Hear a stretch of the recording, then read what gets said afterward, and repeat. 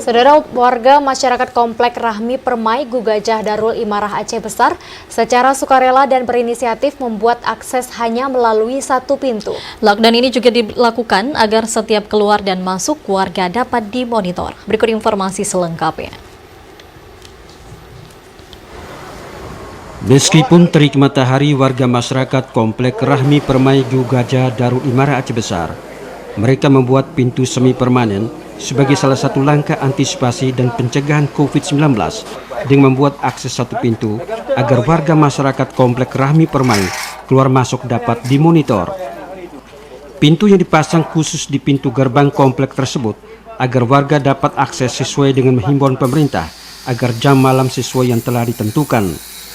Sementara akses keluar masuk di komplek juga akan lebih terjamin dan dapat dimonitor warga asing yang masuk komplek. Pintu gerbang tersebut direncanakan akan juga disemprot dengan disinfektan melalui pintu tersebut. Salah seorang pengurus Komplek Rahmi Permai Berlian, pemasangan pintu lockdown sebagai tindak lanjut himbauan pemerintah dalam beraktivitas terbatas, terutama dalam jam malam. Sementara keluar masuk juga dibatasi sesuai ketentuan pemerintah. Mereka sangat berharap kepada warga untuk partisipasi dan kesadaran bersama dalam masa lockdown dengan tidak melakukan keramaian ataupun kegiatan lainnya.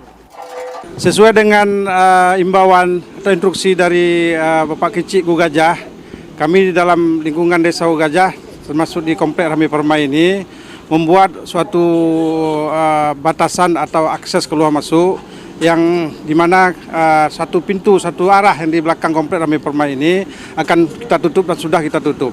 Kita membuka satu akses keluar masuk di Komplek Rahmi Permai ini khususnya hanya untuk di depan sini.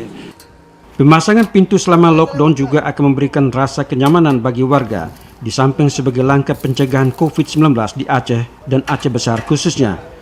Di sisi lain akan lebih memonitor warga luar yang masuk Komplek Rahmi Permai dan cepat terdata dalam menghadapi hal-hal yang tidak diinginkan berkaitan dengan COVID-19. Tim Liputan TVRI melaporkan.